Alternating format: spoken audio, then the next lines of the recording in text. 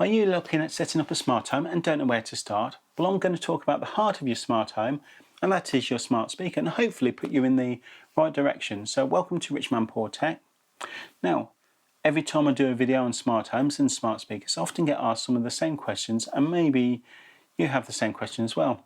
And I'll try and answer some of them here in this video. What is the best smart speaker? Do I need a hub? Does it work with this device? And how do I start a smart home? Now, I'll try my best to answer this question in just under 5 minutes. So let's put a timer on that and see if we can get it done. So what is the best smart speaker? Well, it depends on your own situations, and I'll tell you why I use mine. Now, the three main smart speakers are the Apple HomePod, the Google Nest Smart Speaker with Google Assistant, and the original Amazon Echoes, better known as Alexas. Now, you'd probably discount the Apple HomePod if you don't have an iPhone, Mac or iPad, and you might also discount it because it doesn't work with as many devices as the other two. But you might choose it if you have Apple Music, and out of the three, I do feel that it possibly has the best security. Now, the Google Assistants can work if you have an iPhone, but it won't work if you have a Ring doorbell, for example.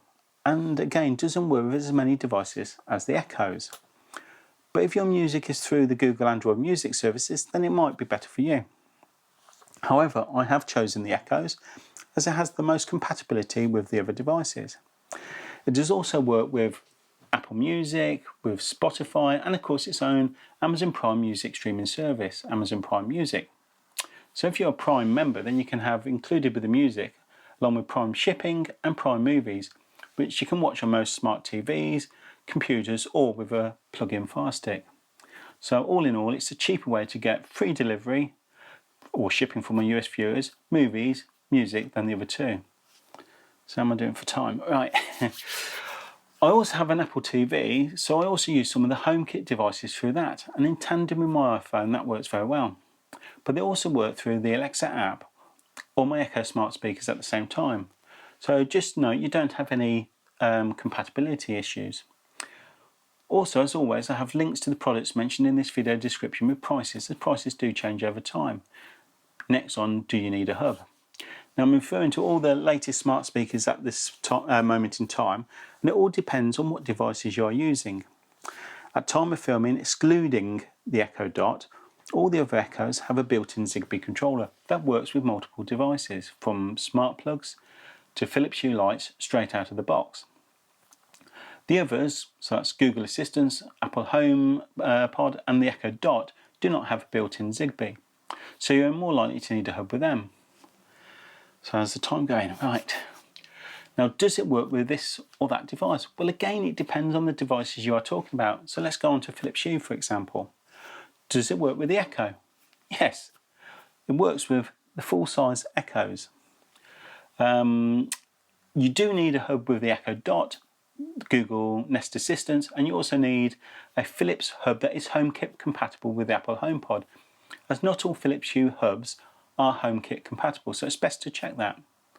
Now, I'll say it works with the Echo without the hub, which it does, but the functions are limited. So if you have a Philips Hue hub, then it opens up more features than with just the Echo on its own.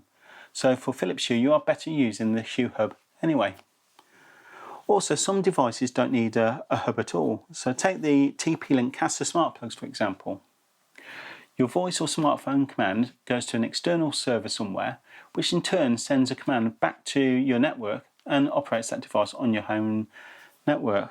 God, I'm feeling a bit of pressure now, so why did I choose to do this? So, on to how to start a smart home. Right, first identify any devices that you know you want to add to your smart home and begin and check to see if they're all compatible. So, Ring doorbell, then an Echo, for example. A Google Nest doorbell, then you want the Google Nest smart speaker, for example. So identify these and then also go on to identify how you stream your music, whether that's Amazon Prime, Apple Music, Spotify, etc. This should help you choose your smart speaker. And the first device on your network should probably be your smart speaker.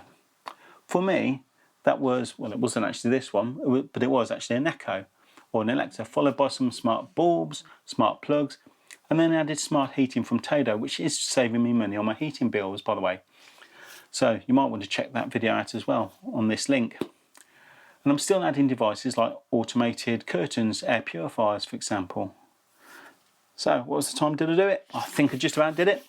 So to see an example of installing smart lights, then please click on one of these links, and I hope I have helped you choose a device for your smart home. So thanks for watching. Please remember to like and subscribe, and I'll catch you in another video. Cheers.